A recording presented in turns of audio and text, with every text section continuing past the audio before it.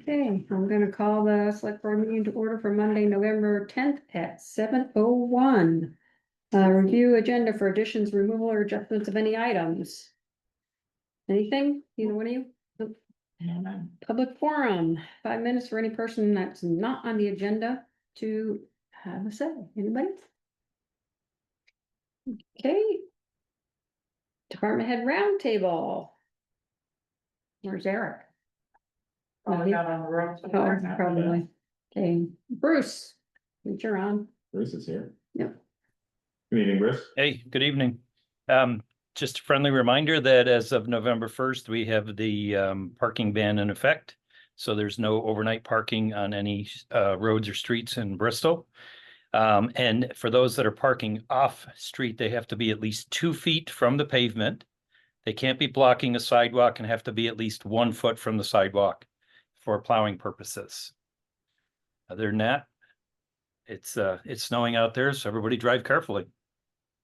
It's true. Bruce, remind us where the parking ban is. You said it's Main Street. Is it also around the park? Did you just say that? I didn't listen to you. There is no overnight parking on any streets or roads in Bristol during the winter ban. With the exception of Main Street, there's parking unless the light is flashing. Right, that was it. Okay. And behind the park, that if they have a permit, they can park there? Correct. So- If they have a permit, they can park behind the park only when the light's flashing. Okay. All right, Jill. Hello. Hello. Not surprisingly, the water system has been winterized, so any hydrants that get run that have a blue label around the front of them, just let the water department know that the hydrant is being run so that we can come and re-winterize it. For instance, if they're fighting a fire or fighting a fire. Pretty much. There's 14 of them now. Again, all of them are marked with a blue ring around the front, largest port on the hydrant itself. So everything is winterized. We have the blow off open. That's been downsized to a smaller diameter to see if we could have a bit less water flow, but still maintain that line as being flushed and kept liquid through the winter. So that was done, and other things winterized include like the water fountain is off, and the rec department no longer has water to any of the facilities that are not heated. So those things have been done. Water samples for November were taken today. We are continuing to mark out curbs on Bristol East. We've probably got about 30 left to mark out for Steve to be able to finish designing kind of the linear portion of the project over the winter for Bristol East. And subsequent hydrant flushing for flow testing will happen in the spring, being that it's we were in a drought for, as I'm sure many of you are aware, we were in a bit of a drought for about 10 to 12 weeks, and then it started to get really cold. So that will get done in the spring, which will give some more fire flow and sizing information for final line sizing for other portions of the project. And I believe that the Bristol West project will go out to bid pretty soon if we can get the state to just finish approving some of the last details so that we can go out to bid. And that Bristol West is, gosh, it's like 2 miles of water lines. So that's pretty exciting.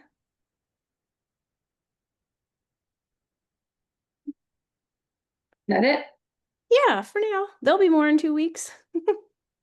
Have any questions for Jill? Okay. Thanks. Brett? Good evening, everybody. Just a couple highlights. So it's budget season, so I've had an opportunity to reach out to my vendors and pick up some numbers from them, and I had my budget meeting this morning with Greg, so that went very well, and thanks for his time. Very excited. One of our only firefighter that was on a leave of absence, Anthony Robidoux, has returned. to South Carolina. So selfishly, we're very happy he's back. The Carolinas didn't fit him, huh? Guess not. So he's back. Obviously, I'm here this evening with another prospective candidate, and tomorrow morning I'll be meeting with another prospective Awesome. candidate. So Mhm. So the timing's all good, because our numbers are down a little bit, what we're accustomed to, so. Okay. October was extremely busy month, we had a coin drop, we had the food drive, we had 3 trainings, November's a short month, but we still have to cram in a couple Wednesday night trainings, so for the next 2 consecutive Wednesdays, we have those. At last week's staff meeting, for policy, any potential candidates for any of the officer positions, the assistant chief, captain, 2 lieutenants, or the 2 emergency vehicle maintenance technician positions are open. So we had 1 person put their name out there. So again, for policy, we will vote on that at the December meeting, and if there is a change, it will take effect January 1st. So those are my updates, pending any questions from you all. How much did you get for the coin drop? I'm sorry? How much did you get for the coin drop? I can't give you the exact number, but it was like 43. It was close to 40, this was over 42. That's what, Very successful, Good. day, that's what, Yes, very successful day. then junior guys, that's so, 4,300. nice. Any other questions? Nothing. Okay. Thanks. Consent agenda, consideration of work in the right of way and access permit 8168 Plank Road. Do we have the one for Carlstrom Road? Yes, Okay. Consideration of work in right of way and access permit for 1022 Carlstrom Road. Approval of past meeting minutes for 9/22/2025. Authorized warrant and any liquor tobacco license. Are there any liquor tobacco license, Sharon? No. Okay. Okay, there's only 2 of you, so between you and you and I Jessica. make a motion to accept the consent agenda. Mhm. Second, You can technically. I second know, this, but, Chair. okay, so work in the right of way for Plank Road. That has, let me go it up here.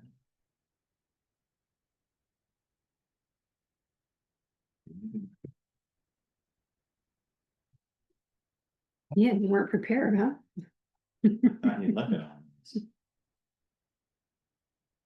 I didn't look at the Carlstrom Road one. Right.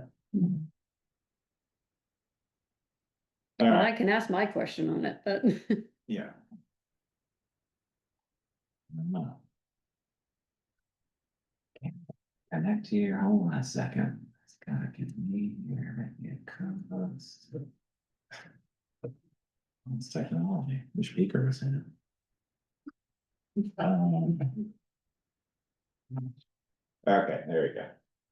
okay, so my only question is Yes. she giving up her other driveway that's on Plank Road? Cause I thought we only allowed 1 driveway per. I mean, that was the whole discussion we had with, Yeah, Lions. yeah, Dan. Well, he didn't give up his. No, he was going to though. He didn't initially, but my understanding is that eventually they were not gonna be using that one on North Street. They were just gonna use the one on Crescent Road. I don't know, that would be a question for AZ. We don't have a policy, it's sort of. Cause we've had this question come up with Dan with other ones. I don't believe it's part of the policy in terms of only allowing one, it's the preferred method. So do we know why she's moving it? I don't.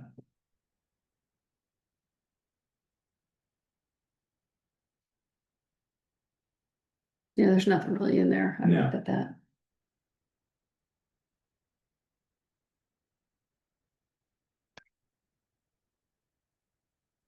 Do you know, Chris? I You don't, don't know. no, Genesis plan was with this. Okay. Mhm. Jessica, do you have any questions on this? no, I was just trying to see if Eric had made notes. No, his notes were allowing it and what his Yeah. restrictions are, but he doesn't say anything about the other driveway. So there's an existing driveway on Plank already, and then this would be in off of North. Yeah, I mean, she's parked on Plank for, oh, 30 years. yeah, at least. Mhm. Well, so if we don't. We'll have to figure out the dual driveway thing. and Yeah, Put it as part of the policy. or, yeah, or. And also figure out, in terms of our questions, we need, at a meeting, we need someone here to be able to answer the questions. Right. Generally, it would be Eric, he's out because of the snow, Right. obviously. Mhm. But I wonder if we need a better.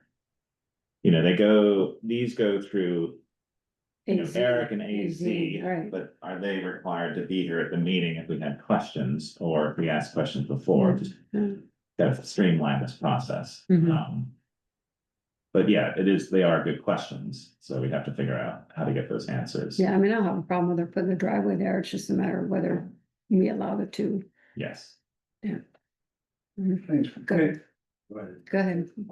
I see a box check that says relocation. Right. Yeah, but relocation doesn't mean Oh. you're gonna stop using the You think existing it one. would, but I think probably we need to update this to be more specific, or, update our policy to know, Right. what, If you're only allowed one or Yes. whatever it is. Yeah. I mean, Yeah, Chris. just from a planning standpoint, I would not make a policy that only one driveway is allowed per property. No, but clarity on, Clarity on the process, Yes, yes, and yes. whatever criteria you come up with, but every property is unique, so. oh yeah, no, absolutely. But yeah, somewhere there where that question Could- hopefully could be could be answered. answered on it, Yeah, yeah. because we had that question a lot. Yeah. Okay, Text Daisy to see. Oh, okay. Thank you. I'll let you know. Okay, okay, next one, Carson Road. all right. It's not nasty.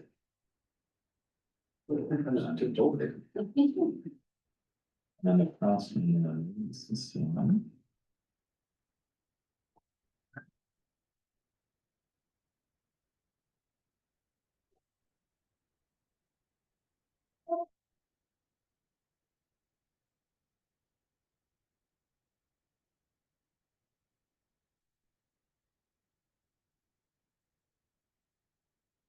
If you think I can read that, you're nuts, so. 'Cause I moved the TV closer.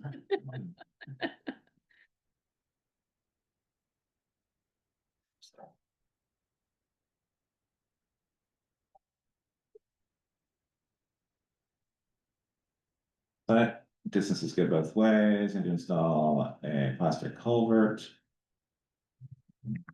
This is an existing house, or is this something they're building? You know, So look at the map. yeah, I was trying to. No, looks like there's a house, new road. So that looks like it's where they cut all the trees back about 2 years ago, just south of their house. I don't know where they are, live, so you're talking right at the bottom of. Well, no, Carlson Road would be up rather. Right as you turn on Carlstrom from this end, from the notch end. You get about 3/4 way down the flat, Mhm. the fields open up on both sides, that's where their house is, and where they're looking to put that road in is, there was a wooded patch that got a huge blowover in that windstorm. Same with where Lathrop's cleared theirs, Yeah. that same storm. So they're planning on putting up a house then, I have if there's not already one there. assumed so. Yeah, okay. Well, I mean, we can push these out 2 weeks. If you have questions, I do feel having no one here to be able to answer our questions, I think is. We need to fix that, Mhm. and it's either improving this, so the questions we might have, or a majority can be answered in there. I think we do need better information on these, or we would need AZ to be here. To answer any questions, or Eric, it's unusual that Eric's not here, he Right. would be normally. Right. But I do think it's a useful thing, it'd be nice to be able to have all the information we need. He said they don't believe that Tanis was gonna give up her plan for a driveway. Yeah, see, so that's interesting, okay. Mhm. This one was dated May 18th of 2025, and we're just getting it in November. Didn't come back and pursue it, I guess. Yeah. I mean, it was received November 3rd, yeah, they picked it up. Yeah, huh.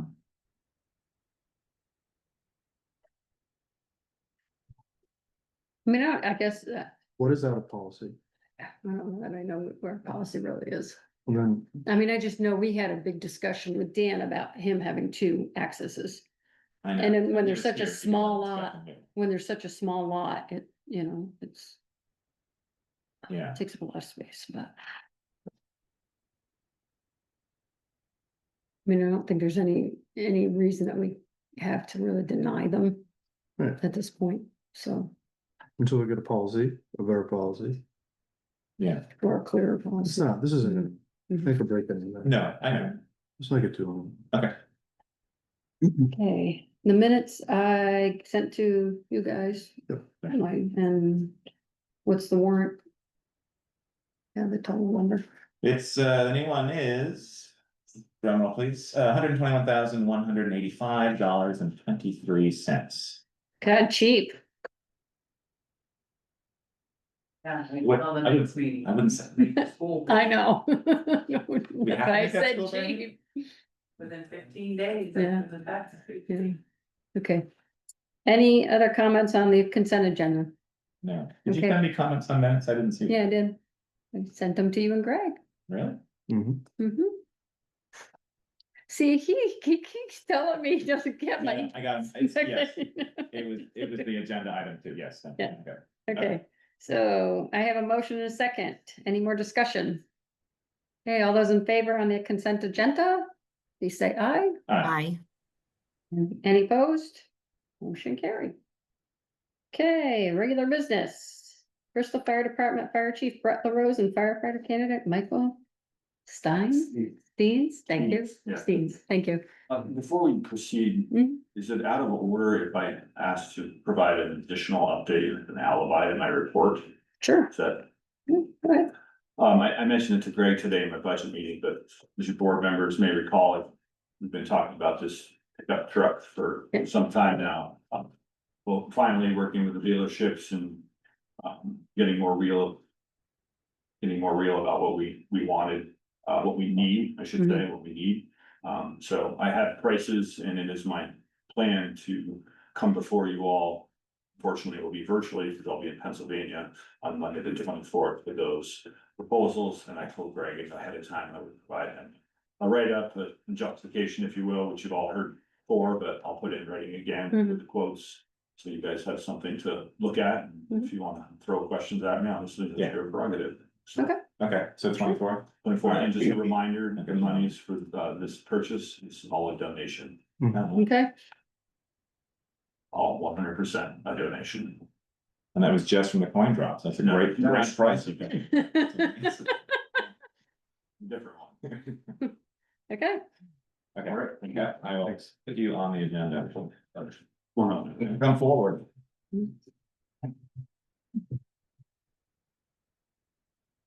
So, yeah, good evening again, everyone. As noted, this is Michael Steens. Michael is prospective candidate for the Bristol Fire Department.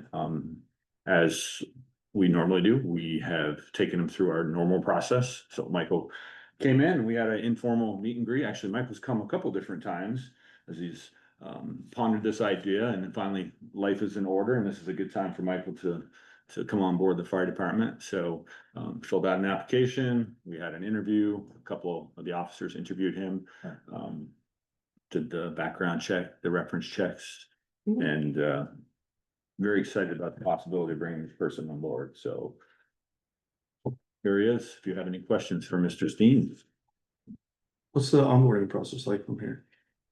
Well, so from here, as I was just telling Michael out in the lobby, once as the appointing authority, once that's completed, the officers, the company he's assigned to, they have up to 10 days to schedule their orientation, where they'll come in, official orientation of the station, the vehicles, equipment. They'll issue a set of turnout gear, receive a pager, access to the building. There's a lot of stuff to bring someone on board, just to get them ship shape. And then we'll start talking about when it'll be appropriate to start responding to emergencies. Okay, so in a non-emergency capacity, because probationary firefighters are not permitted to have a red light permit. So, and then you talk about firefighter one. yeah, we'll talk about that, and unfortunately, we don't know from year to year. The firefighter one certification program that Michelle referenced, that the Vermont Fire Academy puts on, that per policy, all Bristol firefighters are required to take. It should be in Addison County this year, based on their new cycle, where it used to be in Addison County every year because we could always fill a class here in the county. But for more equity, they're trying to spread the wealth out over the state. But a couple of our firefighters over the last few years who've taken this have done the hybrid model, where they take the classroom portion from their home and then they drive to the Vermont Fire Academy to take the practical, which is one of the many reasons to buy this pickup truck. Yeah. to stop paying mileage and also to stop damaging personal vehicles and paying insurance claims on them. Mhm. So, but yeah, that's what's next. Does the hybrid approach lose anything from it all being in person? You know, I think that's, it depends on the learner. You know, I think for some people, it's ideal if they, you know, have family obligations. You know, I know for me, like, when I need to attend these board meetings, I mean, just the fact that I'm in my house. You know, I can talk to you, I have my Bluetooth on, you can see me, but that means so much, you know, plus it saves. If we're talking about going to the academy, well, we're talking about, you know, probably 2 up to hours. 2 hours of travel time just to do that, Mhm. you know? Yeah. But some people don't learn the same way online as other people do. And when I say it's online, it's not like you're sitting there reading, there's actually an instructor on the other end. Oh, interesting. Yeah, just going over the same PowerPoint presentations they would if you were in person. But it works well for some, but not Yeah. for all. So what's your interest in Bristol Fire Department? Do you have a background in this, or? No, I've just wanted to be a firefighter for a long time, and Okay. now's a good opportunity, I feel like, so. Right. I'm just gonna go for it, and I like helping people, and so. You have a young family, right, Michael? I do, I have a boy and a girl, 3 and 7, so. Okay, that's a good, Yeah, but I live right around the corner from the fire department, so. He could run. even better. He doesn't have to travel. Are you new to Bristol, or? Been here for about 4 years, yeah. Fantastic. Long enough to figure it out. Yeah. Do you hear them go out all the time then? I do, Like, I wanna be part of that. Yeah, Well, good. that's great. And Michael's had an opportunity to meet the department on a couple different occasions. Mhm. We always invite him as a guest to one of our monthly meetings, just to, you know, meet folks. So he actually came to the October meeting, but unfortunately due to his work schedule, he came in late, so the meeting had already started and didn't really get a chance to interact. But just last Wednesday at our November meeting, he had an opportunity to be on the floor during equipment inspections and ask questions and, you know, what is everybody doing? And get a chance to meet everybody. So he's not a stranger anymore. Mhm. That's okay. Yep. Good. Good, already off to a good start. Yeah. Mhm. Mhm. Fantastic. Well, thank you very much Yes. for volunteering. I know that, it's a fantastic place to be volunteering at. Awesome, it's great. Yes. Nice to You'll meet you. enjoy your time. And I understand the clerks will have a packet of paper for him. I will. At some point, to hand off new employee stuff. I was so happy when Chris said, I'll prepare that for you. It's an well-oiled machine. Yes. So, thank Um, you. I'll make a motion to appoint Michael, what was your last name? Steeds. Steens, as a volunteer firefighter. A second. I have a motion and a second. Any more discussion? Any questions, Jessica? Nope. All those in favor, signify by saying aye. Aye, Hi. Any opposed? Motion carried. Welcome Right. aboard. yes, thank you very much. Thank you you. Good. Yeah. Good luck. You all have a good evening. Yeah. See ya. Consideration of Conservation Commission candidate Gail Klein to fill vacant seat that runs to March of 2026. I see Gail online Bill's online, I'm gonna record this here. and is, Hi Gail, you should be able to turn your video on and unmute.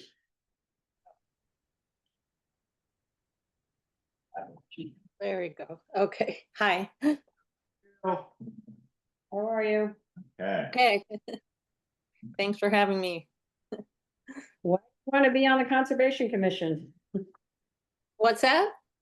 Why do you want to be Oh. on the Conservation Commission? Oh, well, I've been looking for a way to volunteer in Bristol. I've been here about 5 years, and when I saw they had a vacancy, they put something on Front Porch Forum. They let me sit in on a meeting. Still actually trying to understand everything that they do and what they're responsible for. But I'm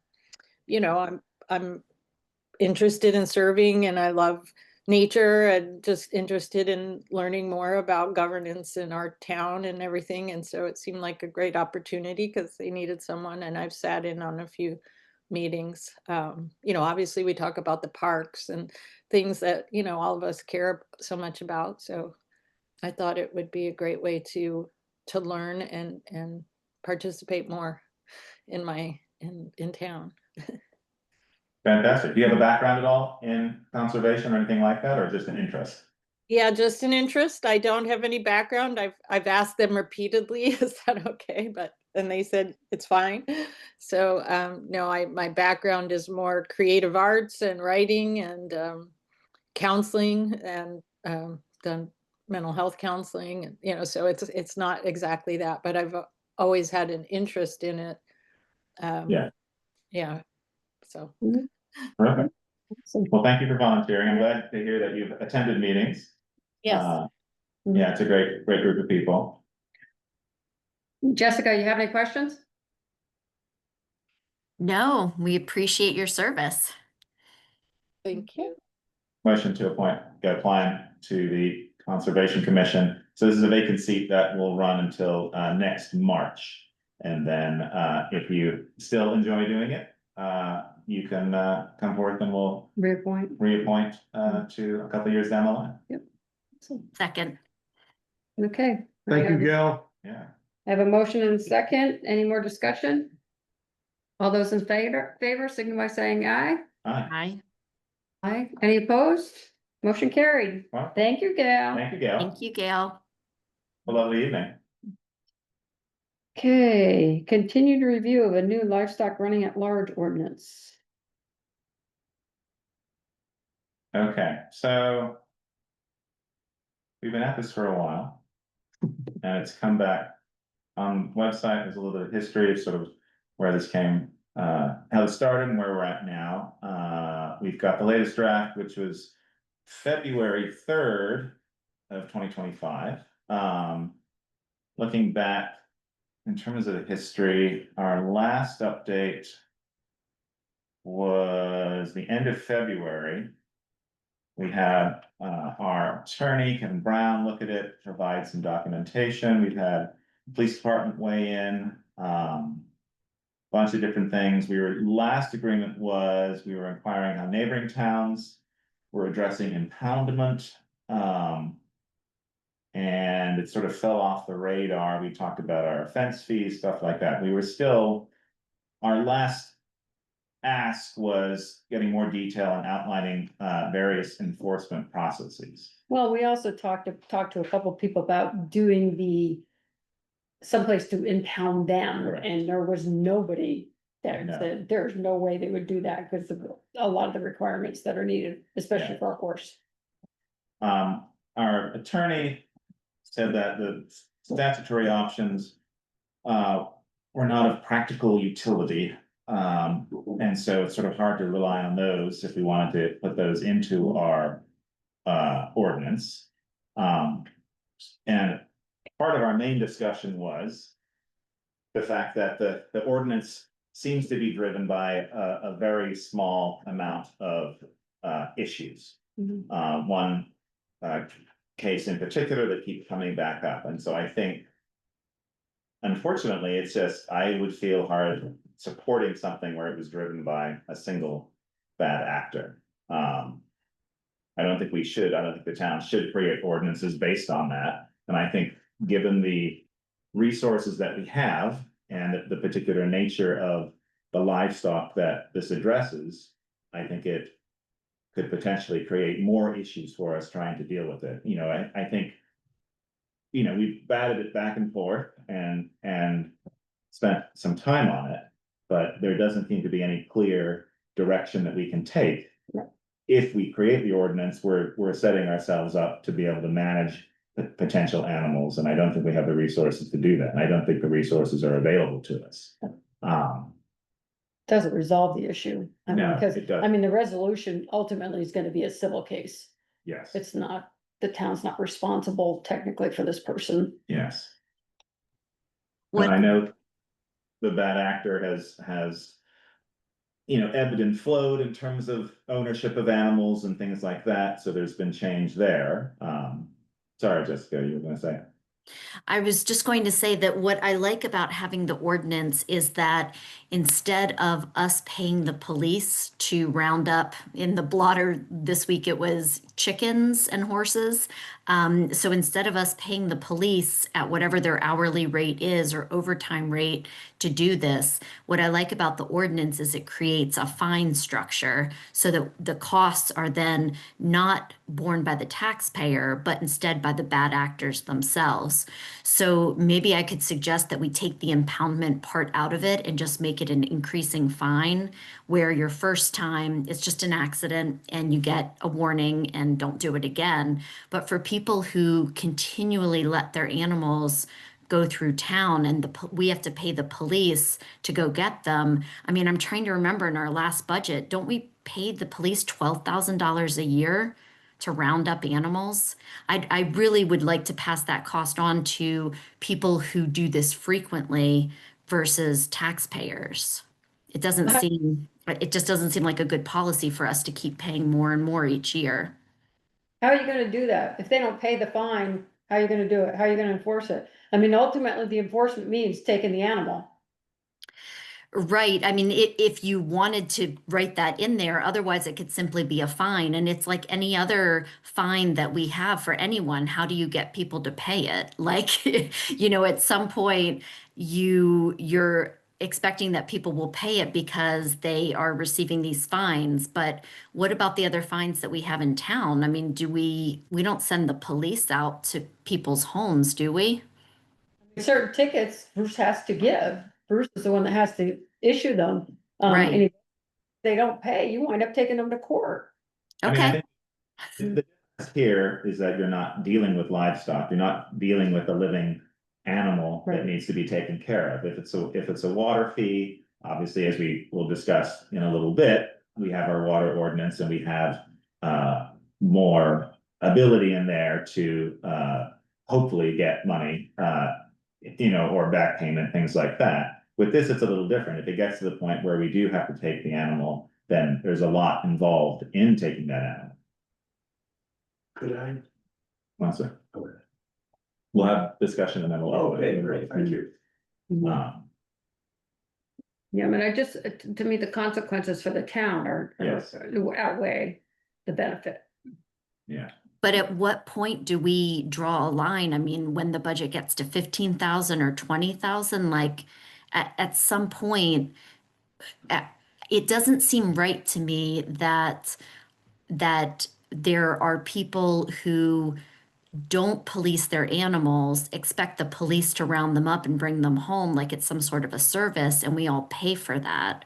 Like, I understand that if an animal gets out and the police are helping round them up because of public safety issues, of course, we all should pay for public safety. But at a certain point, it seems like this is no longer an accident. It's part of their like animal management practices. And that's what I don't like. I mean, to me, the fact that that budget item is so high, I really don't like that. And I also don't like that every year it goes up. And it doesn't have to be this solution, but I would like to find some way to pass these fines on to repeat offenders versus the taxpayers.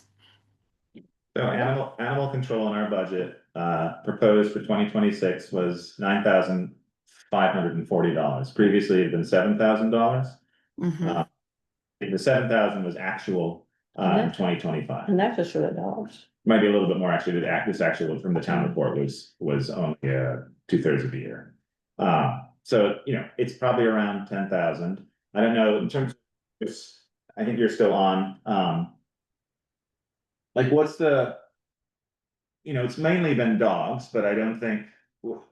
What are the other animals that you're having issues with? I mean, we know that it's horses with this particular case. Occasionally, I know there's chickens. Yes, and Yeah, and so- yes, mainly it's dogs, but we are starting to get more phone calls about chickens. So if you were looking at some kind of ordinance, I don't remember what the definition is in there, but there should be some definition, anything beyond a pet, maybe we have some control over.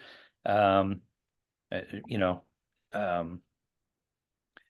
as far as the chickens, we've been able to resolve most of that by the neighbors talking to each other.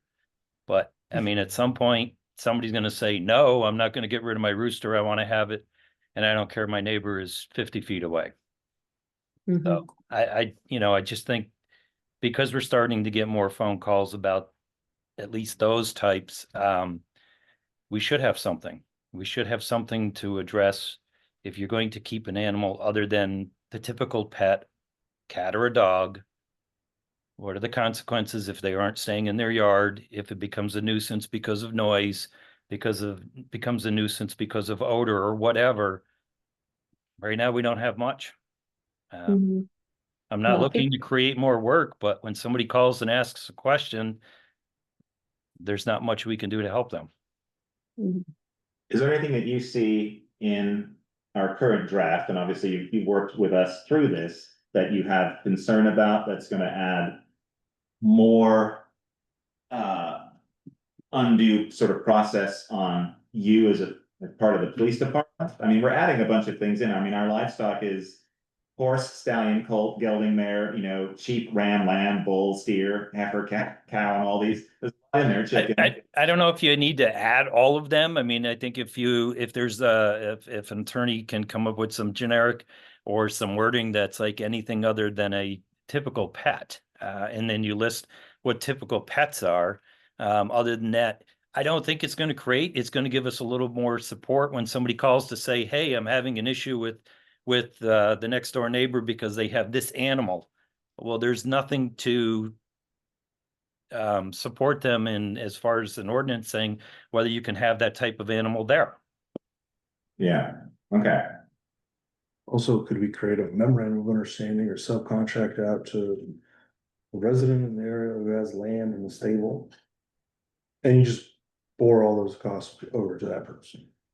We haven't discussed that yet. I don't think we've gotten to that point of, Yeah. we were still trying to sort of drill down with the nuances of this, not creating more work for us and more liability, but also offering, the police department the ability to go after bad actors, and But particular livestock. I mean, we could also be worrying about overthinking this in terms of, oh, we're just gonna have a whole bunch of cows and sheep and horses that we're gonna have to figure out what to do with. Like, more than likely, that's not going to happen.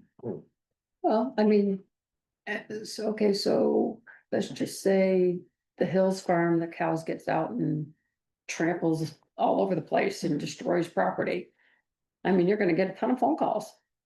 Yeah. I mean, this isn't gonna help replace or repair what damage was done. No. That's really a civil action.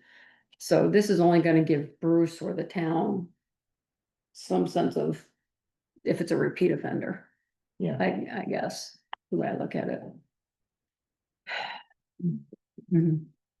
Yeah, go ahead. Okay. Sorry. Yes, I was the one starting it, whatever, January, February, Mhm. and I think everybody knows Diane Saunders. Mhm. She's a farrier in town, and I talked to her about it. And her comment was, again, if your horse gets out, how are you gonna get it from point A to point B? And am I gonna allow you to put your horse in with my horses? No, because you don't know their health record, if I can put it that way. Right. I mentioned to Jessica that it seems, unless New Haven's got some wonderful plan, the best way to do it is, I think it was mentioned, your horse got out, next time he gets out, there's gonna be a XYZ fine. Right. And that's it. And again, if Bruce is still there, I believe there was a horse that got out on 116 South, Tim Heffernan's. Is Bruce still there? Yeah, Bruce is there. Yeah. Anyway, I know that a couple of times you come over and helped us with the certain person that we're referring to. And it's not the easiest thing to catch a horse. No. I mean, it's like you It's have like to, trying to catch a cow. yeah, it's the same thing. Right. Again, one of Bruce's patrolmen came down to the one on 116 South. And by the time he got there, Diane Saunders had caught the horse. Mhm. She, she knows how to, I think. Right, she's a know- horse person. Yeah, and again, I've got horses. I had to chase one of mine in the pasture, not on the road. And again, it's, you throw a bucket, you throw grain in the bucket, you rattle a bucket.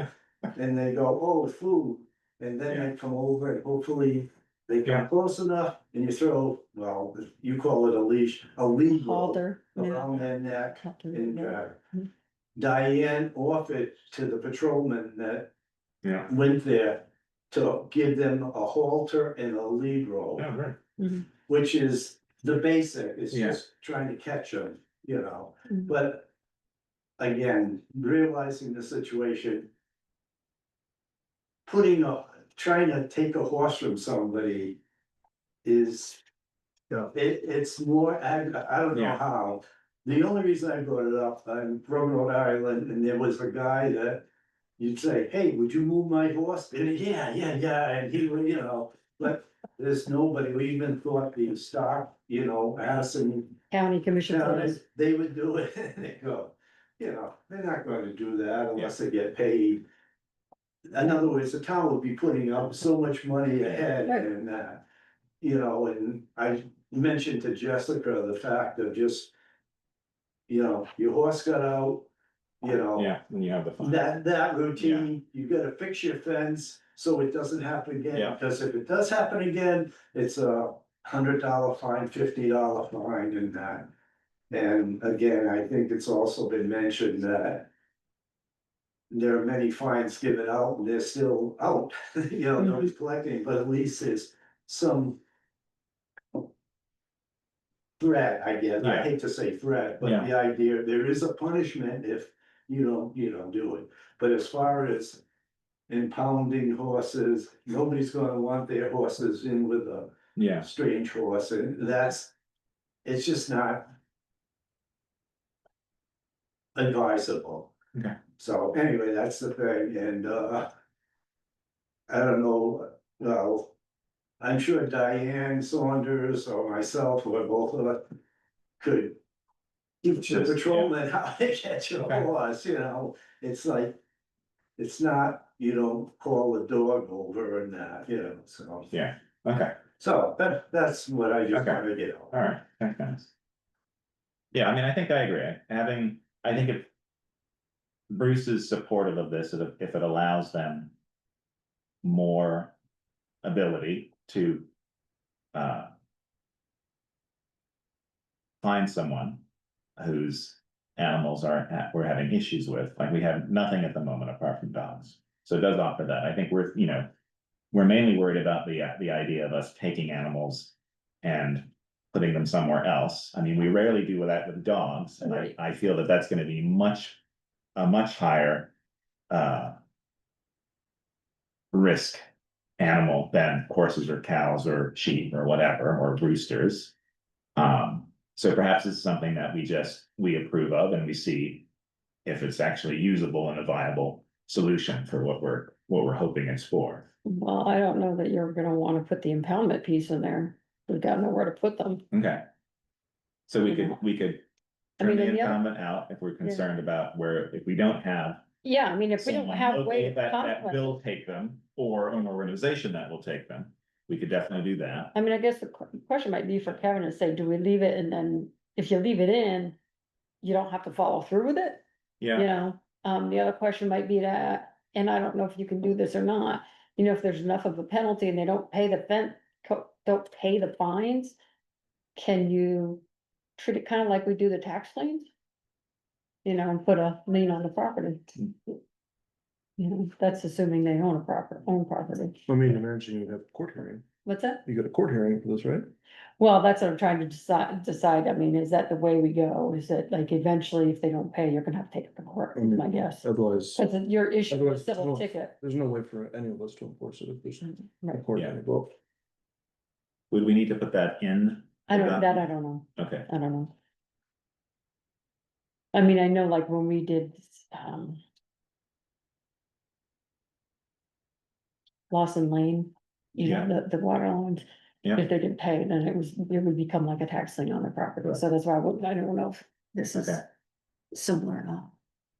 Okay. Do we wanna send it, so do we wanna make an edit with the impoundment? Or just have Kevin do one Yeah, I would one last ask, look at it? yeah, I would just Okay. double check with I would say, let's double check with Kevin, Okay. you know, I'm still not sure I want this. Well, I What mean, what is the current wording on the impoundment? I was just trying to find that. Do you remember? I Jessica? mean, we don't have the ability to impound an animal, so if has to be impounded somewhere else, then the owner should be responsible for whatever that cost is. I mean, I don't think you can put in a cost if we don't know what it is, but if we have to use an outside agency to impound an animal, they would be responsible for whatever that fee is. Which is what I was getting to with the memorandum of understanding or a subcontract. Yes. With someone who. Finding somebody to do, be Yeah, agreeable to that's do that Would is, separate the livestock. Yeah, Right. no, I was, really quickly, you had mentioned that, the person we were referring to, her horses got out and demolished the gentleman's right, lawn Mhm. across the street. Mhm. And that's what the other thing was, that, you know, if your horse gets out again, and you are responsible for any damage that horse. he is responsible, you don't need to have a policy and ordinance for You know, that. She's just, you responsible. know, to let her know that, you know, and, again, her insurance had to pay for that. Right, I mean, gentleman's she lawn. knows that, Yeah. I'm sure she's well aware of that. And She's aware. I was quiet for a while because she didn't have any horses for Yeah. a while. She had like 4 of them, and then there were none, and that's why I didn't see any reason to Right. come. Then we went to 2, now we're up to 3 horses. How many got out the other day, the last time? Was it all three that got out? Oh, I mean, there was one with like 6 of them, there were pictures of them going down the road. Mhm. Cause she's equine 4, I guess is the word. There's nothing specific in our ordinance about impoundment. We do talk about, the enforcement officer. Going on the property and then if the animal is found, similar to dogs that are found running wild, we would take them, but. We don't have anything specific in terms of where we would store it or anything that's saying impoundment. It's just, it's the assumption that we would handle the livestock, whatever it is. Yeah. If it was found wandering around. Mhm. So I We think. handle it. I think to Greg's comment about, you know, we could still have it in there, but internally we have an MOU with a local person that if it is a horse or if it's, you know, do the majority of those, the animals mentioned in the livestock can be contained in a similar sort of way at a location that we would predetermine. And so if we needed to use that ability, we would have that.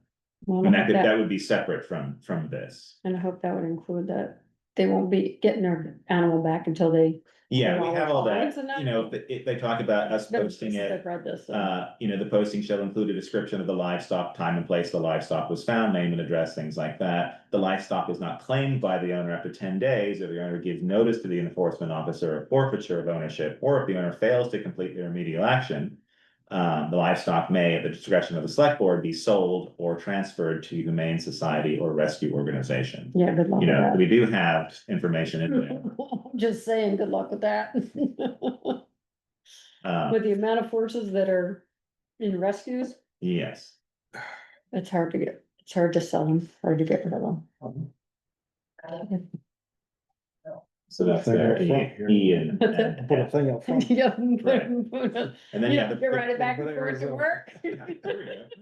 The proceeds from the sale of livestock, if any, shall be turned over to the owner after payment of any outstanding expenses due to the town and payment for any damage. So I mean, that's covering where we would store, or house the animal.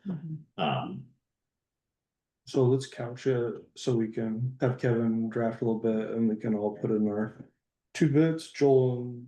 Yeah. Peter can add Yeah, theirs. we've done it back and forth and Kevin's looked at it, but I think it's just sort of that final look.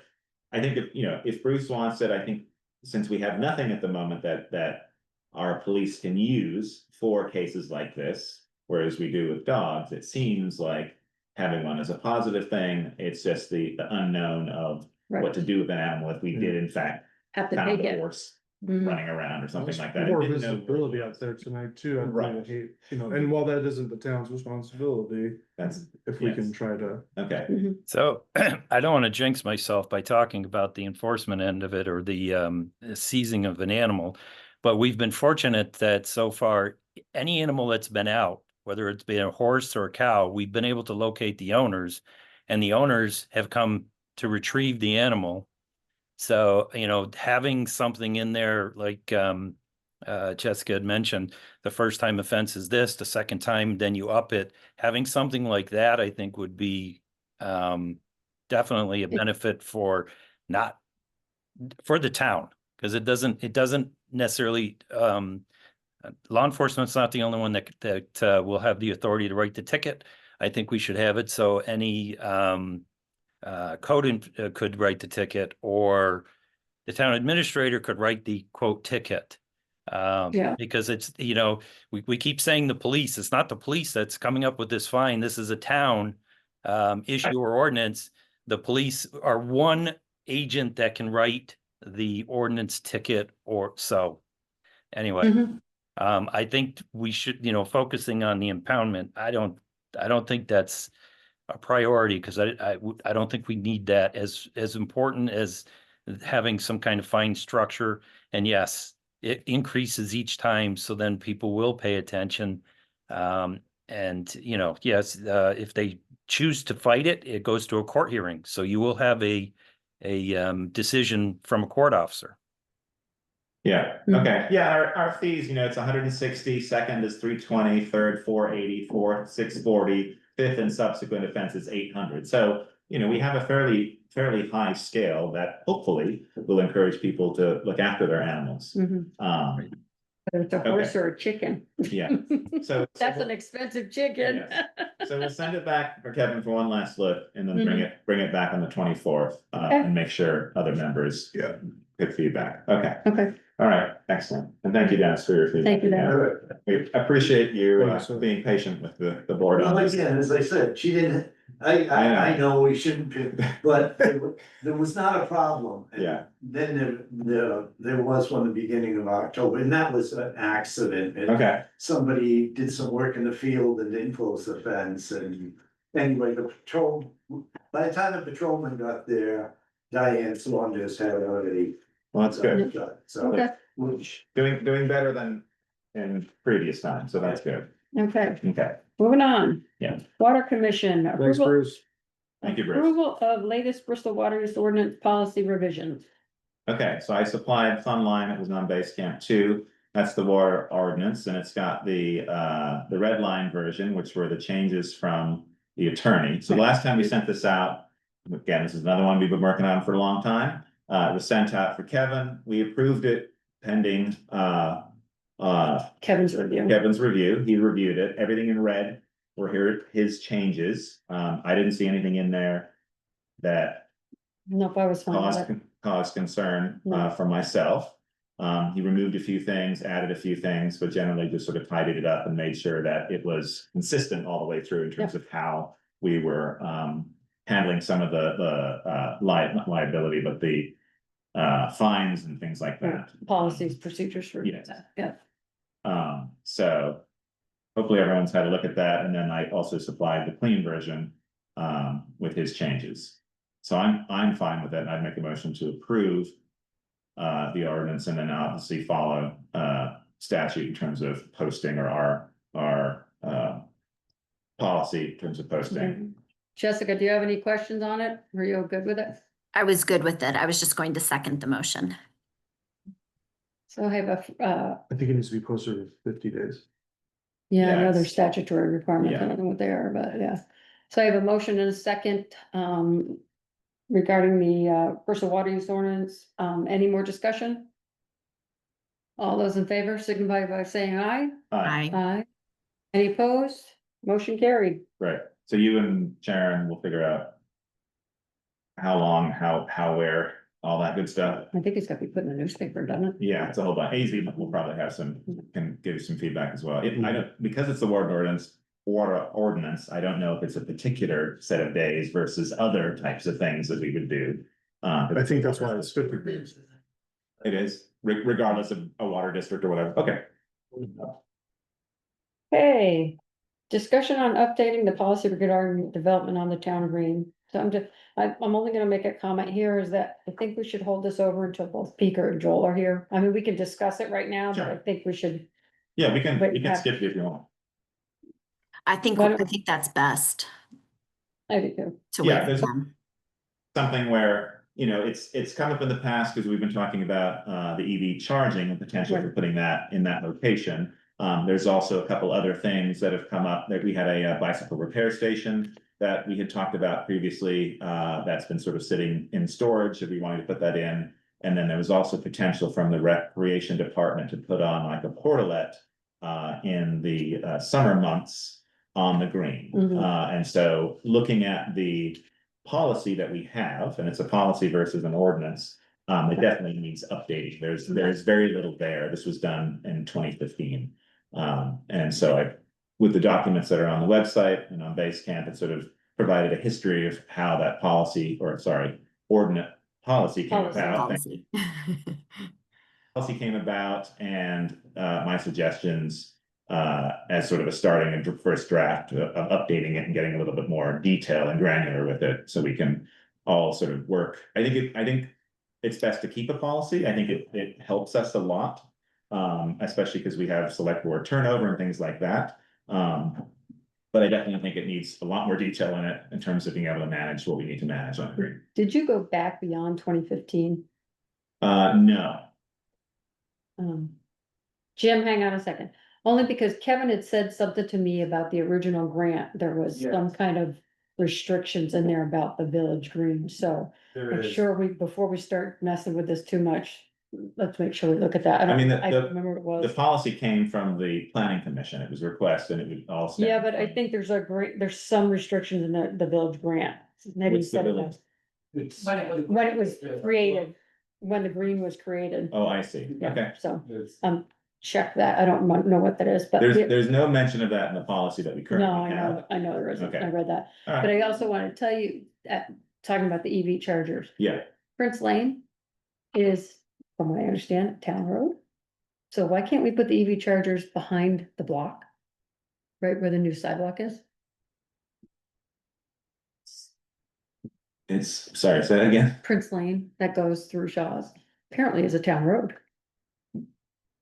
Where'd you hear that? Kevin, How is it a town road? I don't know, when we did all the sidewalks and the, burying of the electrical lines, that, whatever we did, I don't remember what it was. Well, that's He was told it was a town road by Therese. So maybe we should check that out. Yeah. Because if it is, Yeah. then there's no reason we can't put them back there. Well, To me, that would be a great place, Yeah. Should be. right downtown, right?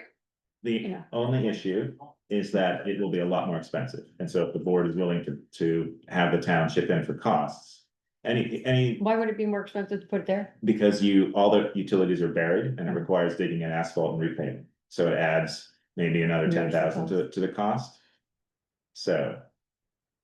That's why I looked around, I took a walk around, I went with Meredith and Aiden, and tried to look at other options. Every option either doesn't have power anywhere near where we want it to be, unfortunately. It's across sidewalks, or you have to dig in asphalt. Just soon as Jim has his. Yeah, no. Sure. Okay, Jim, go ahead. Hold on one sec. Wait a minute. Let me, Ian's gotta let you- I gotta do this, you and I in. gotta unmute in, hold on one sec. Where is he? Alright, here we go. Alright, Jen. Okay, sorry for getting in late on this public forum, but I wasn't able to get in on the chat. Oh, earlier. sorry. Okay, here's my thing. According, about this ordinance on the park. We've had quite a few times, there has been efforts to change things on the park. And there are some things that we should just leave alone and not touch. The park, Ian, I see your little smirk there. I don't appreciate it, okay? I'm not, Let me finish, please. Let me finish, please. the park is sacred to this town, it's sacred to the community, it's in the history of the community. We should not mess with it. Once we start opening up to other things, it'll be a little chipping away here, chipping away there, and that should not be allowed.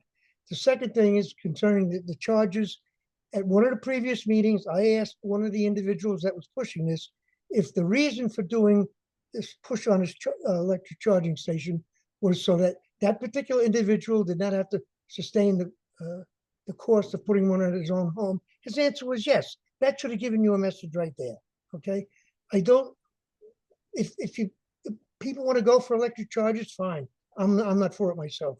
But again, it relates back to the park. Leave the park alone. That's all I have to say, guys. I apologize for raising my voice to Ian, but I didn't appreciate that little. I understand your concern. I understand you're very passionate about this, but some things should be left alone. Okay, guys? Jim, if you read the policy, that's what it's for. The policy is to protect the park. I absolutely agree with you. Having no policy means that you run into this problem each time, and it's a board decision, and the board could be made up of all different people in different decades. The policy is there to protect the park and to set parameters of how much you can develop. That's the entire point of it. The policy that we have, though, at the moment, isn't very good. It doesn't provide any amount of detail to allow the board or anyone else to make decisions about what goes on in the park. So that's why we're updating it. And I welcome your comments on that. You know, it's on the website. You can look through the draft that we put together. And that's just the starting point for this, but it allows us the information to be able to make good decisions about what should remain sacred on the park and what should be developed, and percentages of how much should be developed, things like that. So it's a very good thing for everyone, and it prevents, a single board making very bad decisions about what should be on there, over time. So it's a good thing. I think you should read it, and I'm looking forward to your feedback. Thank you, Jim. Okay. Thank you, Jim. And you definitely want to read the original charter language. It clearly states no buildings and such, and it's Yeah, I haven't seen the charter. I just I mean, know that there were charter- restrictions on it. it's Page 102 of book 7. I mean, it's a particularly understood that the selectmen of the, hang on, Wait, so what? Wait. town of Bristol, Hey, or any person or persons shall. All right, it's all in handwritten, are to have. what's the book? Book 7, page 120. Are the town land Town records? Land record, Okay. to have no right and shall not be at liberty to erect or build any house, shop, barn, any buildings of what Whatsoever. has, That's and it. there's words I can't quite read. So I'm just saying, they addressed it of buildings, so we definitely want to make sure that we stay in line with that. Right, but we've already changed a whole bunch of that from that with structures that are on the park, whether it's if the bandstand was probably there, but the memorials were not there at that time. That wasn't the same bandstand I was there. Right, again, yeah, and the fountain is moved, and so, yeah, not to say that we should reference that definitely. Yeah. I mean, especially as a government body, we'd think you'd want to follow the rules that were Right. presented to you from those who do. Yeah, we'll look at What it. year is that from? I'd have to look, it's many months, actually, it might be the very top. Yeah. Was it even Bristol then, or still Colcott? It- With Bristol, It was to Bristol, All right, so land records, so book 7, page, what did you say it was? 102, Or 102? 120. 120. Okay, great, so that's a good thing to look at, excellent. Okay, Okay, so we'll pause that. Thank you, Chris. okay, moving on. Discussion on implementation of a local option tax for the town of Bristol. Oh, for July 1, 2026. Sorry. Yeah, finish that. No, let's do it now. Well, I 1827. I was gonna say 1800s. yeah, so it was just grass at that point. Still grass. Grass with some things on it. Okay, so we've been talking about the idea of the local option tax for a little while. Resident Cecil Foster brought it up in town meeting of this year. He was interested in the board to pursue that, and we have pursued that. I put together some documents based on what other towns have done, got a couple articles on our website. Different newspaper articles about other towns doing the local taxes. Haven't given this response to. Good. So what do we want to look at? I've got Well, you got your draft. yes, Get your facts. I've got the draft. Let me open that.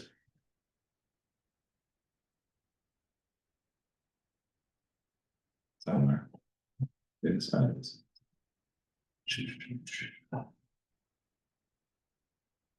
Okay. And again, this is just a draft that I put together. So, and it's a starting point for all of us, the board, to take a look at. So based on the research of the intern that we had for the summer, the estimated amount that of lot based on sales data from the state was around 250,000. So that's what we can, if all goes well, we can hope to get that. If we implement this and the voters approve this at town meeting next year, it would go into effect July 1st, 2026. And then a year later, the idea is that we would collect that. It's a quarterly collection from the state. But I think the biggest thing is that this allows us to get a little bit more stability with both our projects and a lot of different things connected to what we do as a town. Property tax is our main source of income, and that doesn't seem to be keeping up No, with what we, you have to offset it. yeah, And then offset it and help out in the reserve funds, and there's Yeah. economic development that spurts from this. We can directly infuse it back into. And that 250 is just year one, and you know, we'll have economic development efforts here in the next couple of years to help improve certain things. So it'd also be like when I talk to the town manager of Middlebury, like it's important we also like make sure it's in the language that it's up to the allowable percentage that the state does. yeah, In terms of narrative, I mean, I think, you know, if you live in Bristol, you're paying it, and you go to Middlebury, and you're paying it when you go to Virgin, and you're helping out, you're paying all those things elsewhere. So to think that, you know, we wouldn't be gaining from this, or it'd be solely targeting our population, which is totally justified Right. concern, but it's already happening, you know, so. I have a question. You said, who would pay this tax? So how would this work like at Pocock Rocks or an event like the Harvest Festival on the Green? Mhm. You know, when people have tents up and they're selling stuff, how does this work for that? It's all part of the sales thing. Sales and room and meals. So like somebody's doing the food Yeah, in a so- thing, they have to pay, they're paying sales tax, so they Right. have to collect for this Yeah. as well. So actually, Okay. you fill out when you fill out your monthlies to the state as a Mhm. food vendor, Mhm. one of the things that it comes up is there a local options tax?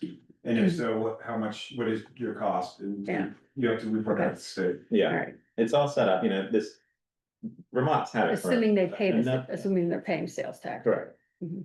Middlebury's had it forever, and it's Yeah. pretty much all paid for that bridge in there. Mhm. Yeah, so it adds a 1% on sales, meals, rooms, and alcohol. You can pick and choose as a town. I think our recommendation should be all 4 of those things. We would want to try to collect as Yeah. much as possible. There is no set information about, because I think it's hard to get, about what percentage a town might pay versus what percentage everyone else is paying. I've only found one, and it was about a third what the town paid, and the rest was paid by outside Mhm. people. You're talking about residents. Yes, Gotcha. yeah, residents versus everyone else who Versus pays. It's hard obviously to track that information, but it's something, I think it's it'd be a nice thing to know, because then it encourages voters to vote on this in the positive. Right. You know, it doesn't directly raise property taxes, Mhm. because it's a completely different tax. It's a very small percentage. And you only pay it if you actually buy taxable. purchases. Correct. Yeah, taxable purchases. You know, groceries, clothing, medical supplies are exempted, which is nice. So people worried about buying food, things like that. It's not part of It's it. not part of that. Someone mentioned in one of our discussions last time about electricity. You pay electricity, but not on the energy that's used. It's on all the other smaller amounts that you pay, but you don't have a tax on the actual energy that you use. So it's only a very small percentage of your electric bill that's actually taxed, that has a sales tax on it. But it's a very positive thing for the town, and it would really allow us to capture a lot of additional revenue. And we would need to decide how we want to use that revenue. That was one of my questions is, I mean, I see you've got where will the money go? Yes. But that's just an idea of where it can Correct. go, not where we're Correct. saying So- it is going to go. In the discussion that Cecil had at town meeting this year, his suggestion, and this is obviously just a single resident, was 80% be put towards capital projects and 20% for economic development. Mhm. He gets the email chain that I send out for the agenda, and so I had some back and forth with him. He'd still like to see that, but he understands, the other elements to that. Right. He still was very passionate about at least 20% for economic development. Mhm. In terms of the narrative that I put together, and again, this is just a jumping off point. This is just for discussion. So we know it's capital infrastructure. That's one of our biggest expenses that we. Yeah. So that's definitely in there. Mhm. And the idea is also that you're not completely depleting your capital funds that do come from property taxes, because you can offset it with here. We've seen with 2 large projects this year that we've had to put on pause, the need for this kind of money. Mhm. We Not that also- this would have been enough for that one. for sure. No, but I mean, but over years, it Yeah, could be though, right, right? absolutely. It gives you that Mhm. extra ability to do these projects. Mhm. The other part of it that we hadn't looked at before was sort of the climate resilience and emergency preparedness. And I'm putting that in because things like Briggs Hill, where you have a road fail, and then you're working with FEMA. And now the stability of FEMA is being called into question. We're not even getting support anymore as a state for some of the events that we've had from weather related. We know that we don't really have any emergency fund that we can use. We know that, previously assigned funds for ARPA were used as emergency funds for projects. So this allows us to be able to create a fund for this and start putting this away for things like road failure, bridge failure, washouts, things like that. Unexpected. Because we expect that to continue and not change, So, my only question, so when you discussed that on your previous slide, you had like other things were listed under this, the climate resiliency and emergency preparedness. Are you presenting just what you have up here, or is the other just for information? Because you had these things like also there was food pieces, there was under the climate resilience and emergency preparedness, there's a larger list of options. In the FAQ, Which doc you have a moment ago, yeah. yeah, the FAQ, I had stormwater management, flood mitigation, energy efficiency, and emergency response. Yeah. But I mean, it's just, again, the FAQ is like this, just Brief. more brief of this. Yeah. And again, we can. This is just as our jumping off point, we want to have a discussion about where we think these funds should be. I want to be specific about certain things, but we also don't know where we might use these things. We don't? Well, What are you talking about? I mean, we do, but I mean, in terms of that, I mean, yes. There's only so many places it can go. True, And yes. all the holes are glaring on what we need Yeah. to fix. So to me, what the only question is Yeah, what well, percentage of Yeah. capital needs to be broken up? And Yeah, I think we probably would want to keep that as someone who is going to operate that for you. right, I would tell you that I would want flexibility within there, so as we move through the years, we can adjust. I mean, obviously not. yeah. Allocate. Learn from our Oh, I see. mistakes, one Yeah. thing, but yes. But have some flexibility as things go to reallocate into capital infrastructure problems, or firefighters or PD, or. We also have a town barn, like there's all these capital infrastructure things that need to be, and so having some wiggle room to be able to navigate that, but. Also, 20%, that's a great starting point, and also incentivizes us to push economic development. Yes. So, Yeah, the one, because there weren't hard numbers, and you and I, when we went through this, we had talked about, there were numbers in my original draft that we looked at, and we sort of adjusted and took them out. One comment from Like Cecil. percentage numbers or, Correct. yeah.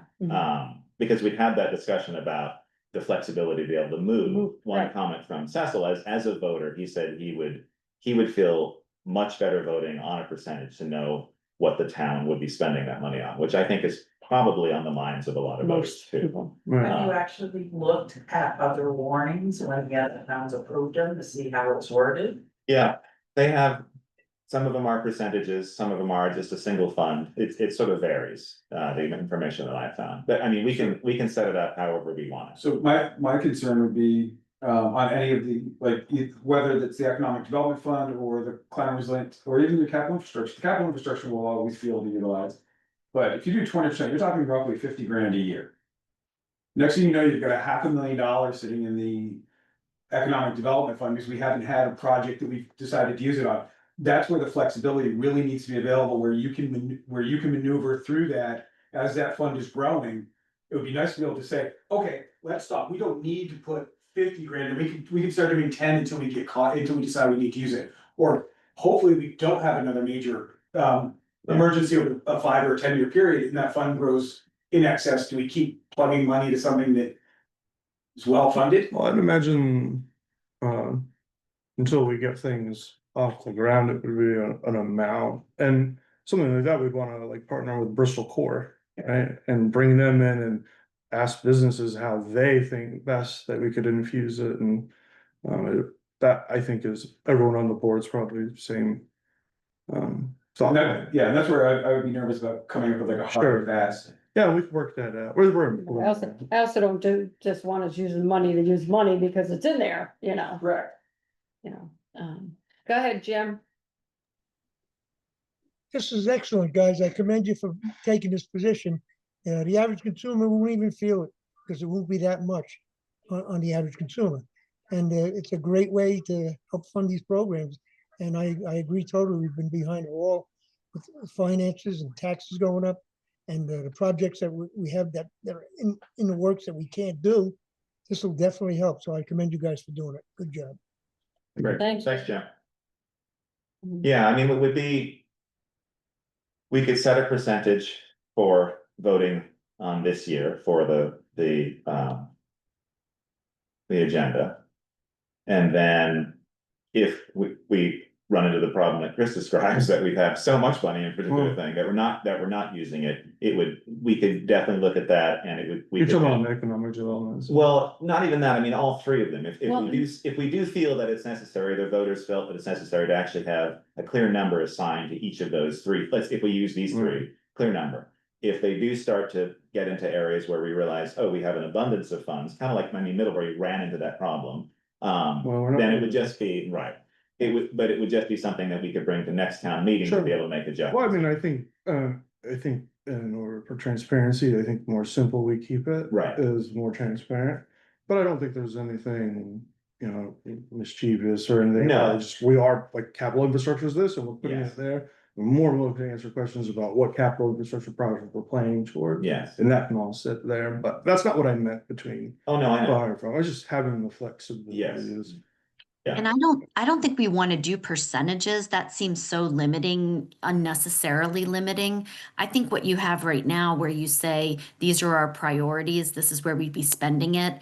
But, year to year, the percentage that you might want for capital infrastructure versus economic development might differ. So I think what you have right now is good. I think what people would worry about is like, are you collecting it to do some, thing that they think is not a big priority? But here it's really clear. I mean, these three things that we have are big priorities that everybody would support. So I think saying that this is how we're going to use the money, this is the goal, is good enough. All for using a portion of it to pay down the bond debt on the water infrastructure project. I don't think anyone. Exactly. Really? Because that's in the water district versus the town. Right. I'm just All right. saying, We won't pay off that. you'll have people Pay that that off. will do that because Water rate. they are not in the water they're not in the water district. But that was the same way I was thinking about, you know, why now and what infrastructure costs. I was thinking, we actually need a police department. You know, but then I thought, well, that's not the police district, but could be a town building that houses the police district. Yep. The police is from it down. Right, Yeah, sure. So you don't think anybody would get up just knowing who comes to town meeting? Saying that we should use some of that, people who help lower our tax rate. oh, Yeah, if it's not, I'm not in favor of, it doesn't lower the tax rate. Well, I mean, well, all the things in the capital infrastructure, it has to happen anyway. Right, but that just, they don't see that. Well, we They could, don't see. the select board's gonna have a lot of explaining and messaging to do to the people.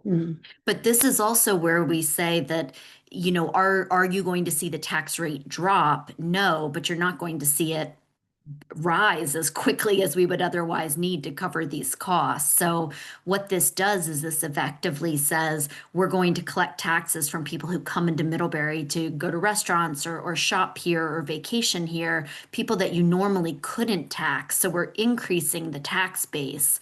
And we're collecting revenue from people who are using our roads, using our water, using our services, but not paying taxes. And that's why this is so important, is that it's not that we're going to give you a check in the mail and say, okay, you've lowered your taxes, but in effect you have, because we won't have to increase the property tax rate. The town used to give a percentage towards lowering the tax rate, so don't be surprised if somebody brings it up. Yeah. Because they probably will. And other. Yes, it's all fine and dandy that this is good, but Somebody. they're not gonna see Yes, all the bigger picture that everybody. else absolutely. does. And other Yeah, and I wish we could do that. That sounds great. times were specific about that, where they said, this is not to be used for. no, the opposite, that it will be used to reduce the tax rate. And I've seen that in our previous town reports. We have done that in the past. Yeah, but then you pay for it later on. Correct. There you go. You know, Yes. you reduce it, Exactly. I mean, next year, so. Yeah, it's all the messaging and having it be as simple as possible, as you said, Mhm. to sort of, to show people that, you know, this isn't allowing the tax rate to jump by such huge magnitudes to Mhm. pay for the projects that we need to pay for. Right. For the entirety of the town. We do have a fund Mhm. revolving Revolving loan loan. fund that's kind of in the same language as that economic development fund Mhm. somewhat. And you're not gonna get me to raise my hand to yay on it until we get some teeth in that revolving loan fund. Get Teeth, some teeth in it to collateral. We've had businesses walk out of this town owing us 70, 40, 50,000, and we didn't get a dime from them. But you've had hundreds that have also repaid you. And we've had hundreds to pay it, and that's what, until we get some, okay, what are you putting up from collateral? And it's more than just, I'll pay you back, give you a handshake. We've gotta have more than a handshake. Well, this doesn't deal with that though. I know it doesn't, but the revolving loan fund does that, but it doesn't seem to. You know, we're chasing down a machine shop now that never gonna get that money. It's in Connecticut somewhere or gone and, Well, you know, that's the inherent risk of it. well. We've made money. on That's it. what banks are for. I'm sorry I work for one, yeah, but. Your strategy's gotta be where you gotta put something, if you're gonna have some skin, you gotta have some skin in the game. We got a cookie person that walked over the mountain with $70,000, paid us $2 and left. We didn't get a dime, They didn't go over the mountain, they went out of state and went out of state. and then went bankrupt. So you weren't getting anything anyway. We can So if take. we'd had their house over in Warren as collateral, and but that's nothing to do with this. That's a well, completely it has a separate. lot to do with that. I think it does. When you say it's gonna be for, okay, so it's gotta be a downtown business, it says right there, downtown real. No, we Or business wanted- construction. No, it's for all Bristol. This is just preliminary, we haven't. I know, it's just preliminary, and I walked in at the end, but. Yeah, it's a certain percentage. We would probably partner with Bristol Core because I don't think the town has the ability to do the economic development side. We've looked at that in the past in terms of having a position that did that. But it's never really happened. And so I think we already have a well-established organization here that's doing just that. Yep.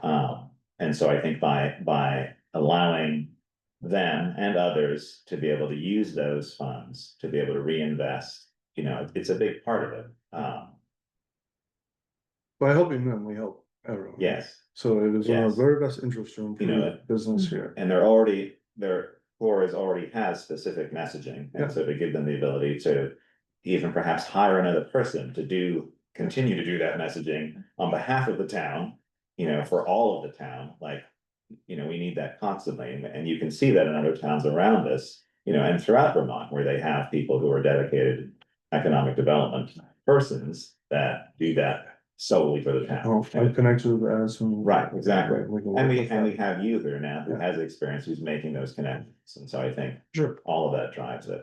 I mean, I really, when we talked about this one, said, I thought it was like, you know, when we had years that we knew, we had auditors that would give us numbers at least 18 months back and say, okay, you finished the year with a couple $100,000 in to the good.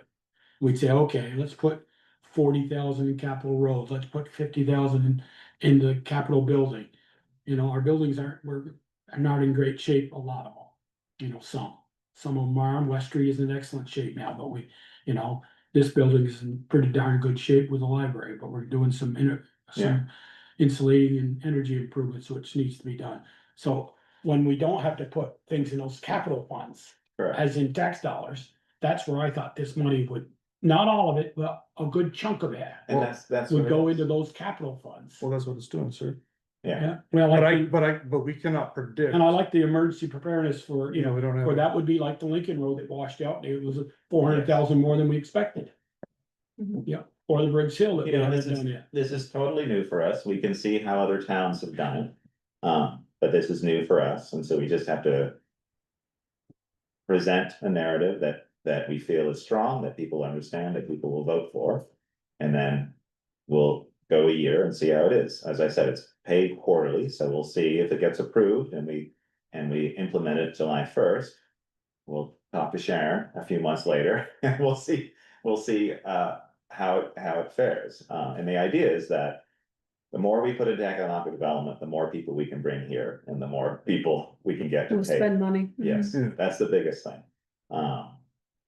But you're right, I mean, the capital infrastructure, all of the, you know, using unassigned funds, we've done it in the past, but it's never really been to our benefit. A lot of times, we've never had the funds to put in, if we track back, you know, because we haven't had clear Information. about the status of the remaining funds, and so it's like, I think that we're doing away with that, I would hope, because it just can't be, we can't rely on that, but this is something that we can rely on. It's not gonna all happen in one night either. No, I And so- understood it. But year 5, year 6, year 7, year 8. Yeah. Then we might start seeing general rate revenue that we can start offsetting at a greater detail, greater clip, you know what I'm saying? Mhm. We gotta get it off the ground first before we can, you know, we can see its viability and. Jessica, did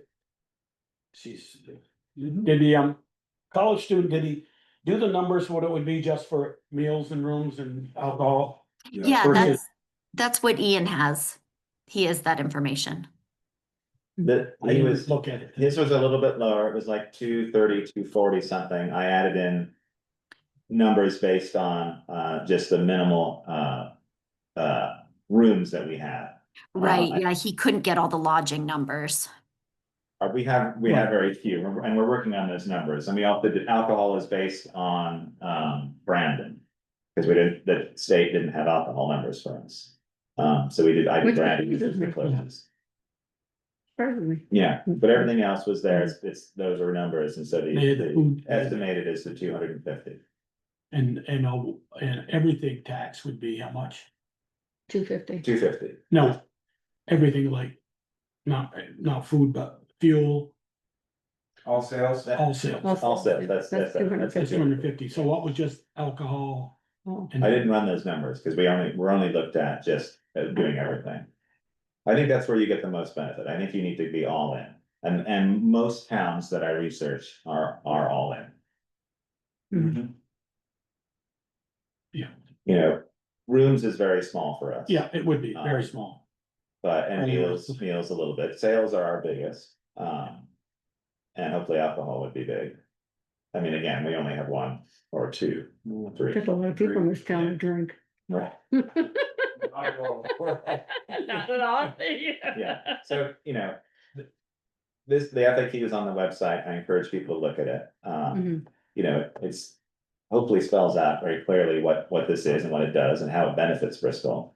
You know, the idea is that we're, as I said, we're not adding to the property tax, because we don't need to increase taxes as much because we can use it to offset a lot of things that we do. Is your number wrong there? To raise 250 is 14 cents, that's more like, I believe it's probably more like 9 cents. 27,000 is 1 cent, usually it was 27,000 on the grand list. You wanna raise Yeah, I can double check 25,000. that, should be right. So the 1% for $10, it's 10 cents that you're adding, so it's a pretty small amount. Does anybody know? So all the businesses in town. Their Green Power bill would, I don't know if that hits residents too, It doesn't.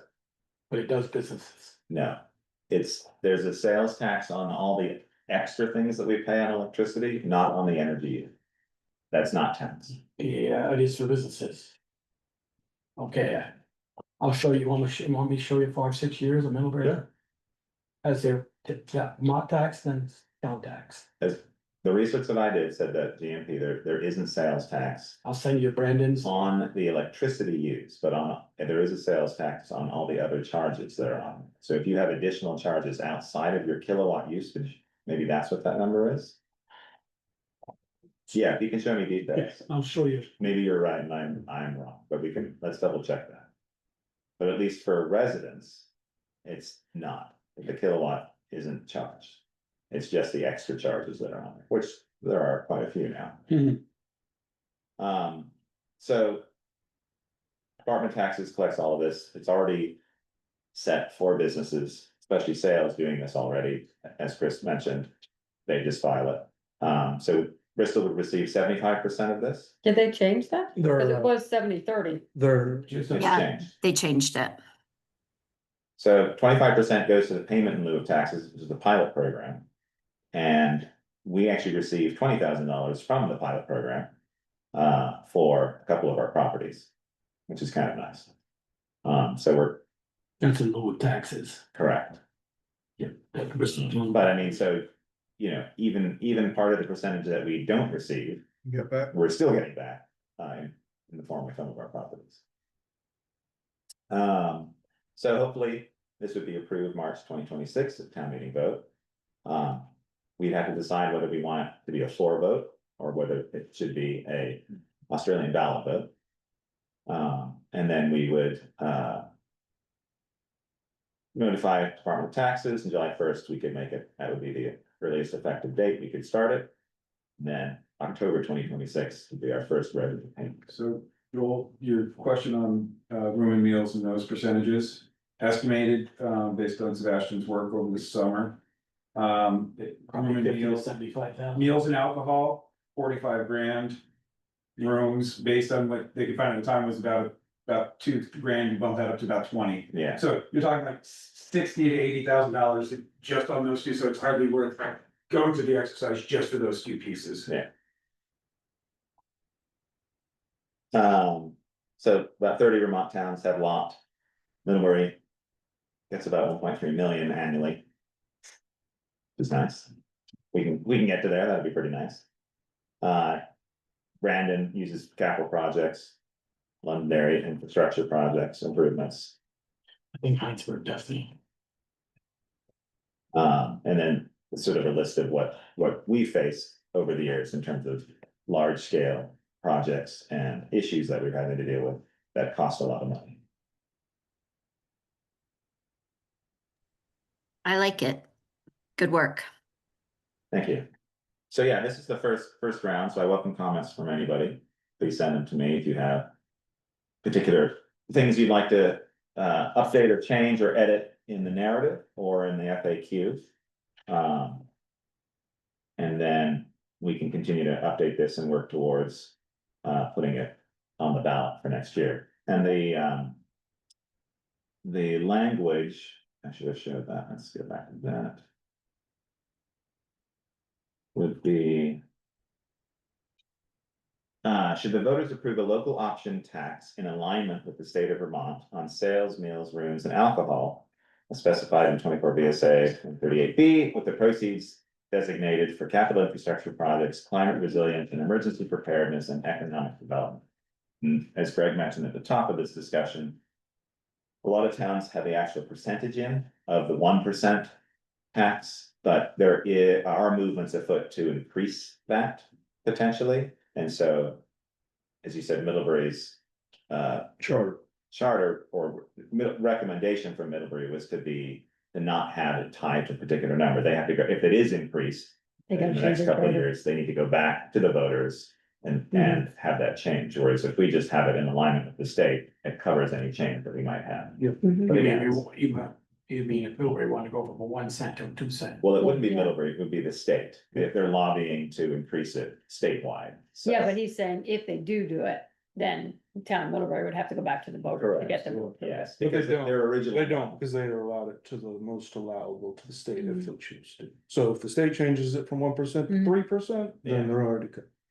Yeah. We would have a different discussion about that. They also have a downtown Downtown business tax. business tax at 1%. Yeah. Yeah. Okay. Mhm. So yeah, please send me your comments if you have them. Okay. Select Board Roundtable, Jessica. I don't have anything other than when I was out of town on a business trip, I took pictures of sidewalk patches and repairs and sent them to Greg. So I just want us to keep focused on repairing the sidewalks. And so there were a couple of low cost patches, and Greg thought some of them were ugly, but there are options. That's all I had. Barry's got yours chewed Just- down. Just some wood hammered in. Okay, Joel. Yeah, Middlebury does, they go around, thing I like, they have on their skid steer, they, like the one in. They have a the grinder? library, they have a grinder on it, goes across the 5 foot and grinds the lip off. Yeah. You know, Exactly. That's one of the pictures I sent. That's a low hanging fruit with, run a machine for Yeah. a week or a day or two. I'll make sure you get it. $200. I'll make sure you get it. Yeah. And you can repair it outside, but been working with Bruce and Arnell, of course, I don't know if Arnell knows that we don't have kind of a liaison anymore. I was the dump guy, Yeah. They've sent me pictures the last couple of 3 weekends, Saturday mornings, and they're picking up the trash on Main Street, and I'll tell the apartment owners, right, you're looking right in the eye. Your recycling is going through, and we've picked out 2 names out of the recycling that's throwing recyclables. Okay. And Bruce has them and he'll be acting on them, so. The containers on Main Street are for trash and recycling not for the apartments and not for the businesses, they're for people walking the streets. So, and we've got 2 already, or he's got information for 2. Good. And that's all I have. The garbage czar. Okay, We'll Ian. have to have a plaque for him. I've been That's a plaque. working on the Garbage lots, czar. working on the EV, the town green policy. Also this Thursday, we'll talk more about the water lines, the service line for customer service line. We'll have our water meeting. We'll talk a little bit more about that. That's with Jill and Steve. Correct. Okay. Yeah, just getting some sort When of is that, Thursday? Thursday, yeah, at 3:30. So we have that discussion, and then we also, this week, we met with the library director and board member to discuss sort of integration with the town. And it's something that's the library already has, it's part of their initial charter, but they're incorporated, and they're sort of like a hybrid library, and they're looking at having a 501c3 part, similar to what the fire department does, but they're looking to bring some of the things that they currently do themselves would be handled by the town. And I bring it up, my question to you, is it something that comes before the board for voting? Or is it already, because they're already an established municipal library, and it's just they never became like a true town department, whether it's something we need to revisit, and if it's a board needs to make that decision.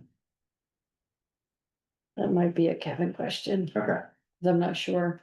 It's the libraries have their own statute, Right. own section, so your library can be a municipal library, but they have a board of trustees, which prepares the budget, presents it to the select board. But essentially, all library staff would become town employees at their yeah. various levels. The town would take responsibility for payments, payroll, as well as purchasing, things like that. Do they then become part of Beamer's too then? They already are. They already are? Yeah. Okay, And so their budget essentially becomes part of like a department budget. right. No, they do all And that. they would present it to us as other departments will very soon. But it's something I thought about after the meeting. It'd be like a department head and their budget would then, they wouldn't get as much in their allocation.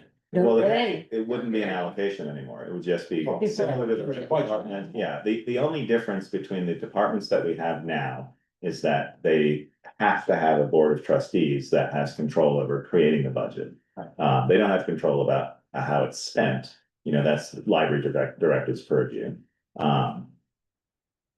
So You said they're part of Beamer's. Does the town pay part of their Beamer's? No, No, they pay their own, but they are on Plan C, so they would just be incorporated. Yeah. Yeah, but doesn't the town pay a portion of Beamer's? Not for that. Yeah. Yeah, but if they become a department, Right, Then we- that number's already. calculated in there. I think their percentage is the same as ours. but- That's exactly the same. yeah, the meeting was Kristen, Sharon, Greg, myself, and Katie, and the board member, Vicky. Yes. Okay. Thank you, see. So many people.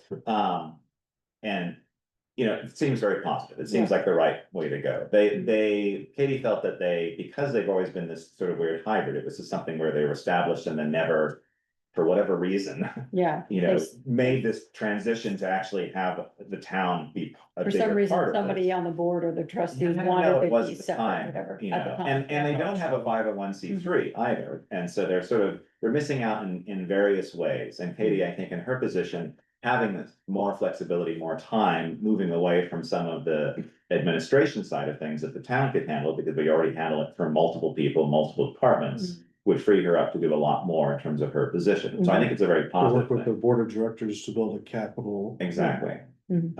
fundraising plan. So all of it seems positive. It doesn't seem like there's any curveballs that'll be thrown in terms of something that they do that they wouldn't be able to do under us. It seemed like a very good thing to do. And then they would establish their 501c3 and that they would manage their funds. What do they have now? It's not a capital fund, it's the, Investment fund. yeah. No, It's like whatever fund that, they have two, and so the trustees would manage that, similar to how the fire department, endowment, thank you. endowment. They would manage that, so we don't have anything to do with that, we don't wanna have anything to do with that, so. Mhm. But I mean, yeah, we should talk to Kevin, I mean, that's Yeah, part of just to that. make sure the That's part of process, that we're doing the process. process right, yeah. Okay, I mean, I would assume they'd want their 501c set up before we do it. yeah, Yeah. yeah, Mhm. okay, so I'll reach out to him, or maybe have Katie, cause she has a connection with him, just Yeah. to sort of talk about that Yeah. and make sure, okay, And they're working on an MOU right now. correct, We're just in the beginning stages, Okay, okay, so that's my, that's how that was. but it just makes sense. I mean, I think I'm good. Town administrators report. I'm doing everything. Well, I hope so. Yeah, I guess we don't need you to. Don't break your arm patting yourself on the back, Gregory. You're too easy, Sharon. That was too easy. Taxes do that. No, all the staff up here have been working real hard. We've been cleaning up house. Working on, documents and cleaning that up and getting concurrent on that. So we'll have our hallway back here soon. Sharon and Chris have been working diligently on with taxes that are coming in. As well as the various other Vermont bond bank requirements and loan documents that Sharon, I just keep putting in front of Sharon and it was me the world, you know, so. How many do we have to do? I thought. No, it's just documents, It's just the questionnaires are never ending. our fiscal 20. They really care about the millions of dollars they're gonna lend us. Yeah, the fiscal, Why? They're not even financial questions. You guys wanna go home or do you wanna stay here? Fiscal year 24 audit's done, we'll be sending a response back Wednesday.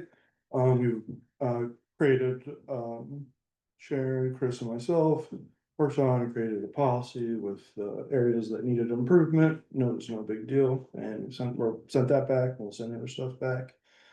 And just meeting with all director heads, getting the budgets together. PD, fire, admin, operations sharing, and we have a couple. Rec. Yep, that one's on the horizon, so a few more, and we'll be able to put all that together and give you something to chew on here. We got plenty of time, so. Good. Plenty of time. Well, you didn't. Here, so I No, would say you got it- 2 that's months. not longer. true. That's actually We good. started Last December. year was January. No, we started December. We Does did. anyone else wanna correct me in here today? Well, believe me, because Val had finished on December 20th, that was the last one, so he didn't start with that. But everyone is doing well, and I don't have much else to report on that. Right.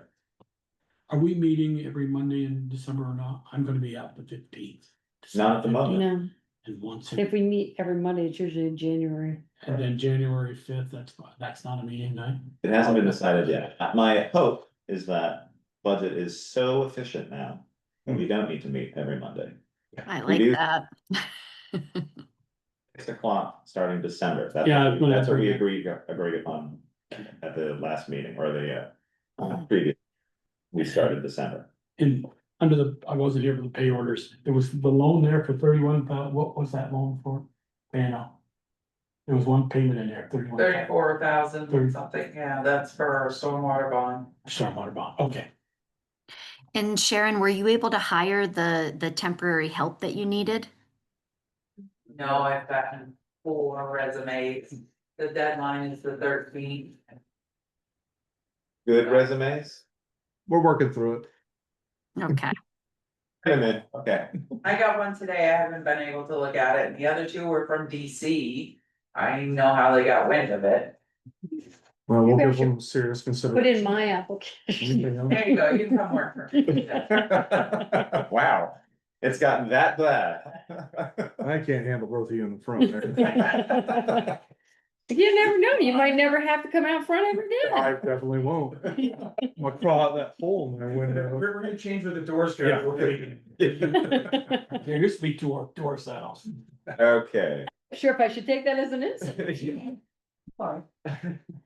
Okay, next, correspondence, reports. Yeah. Nothing came to me.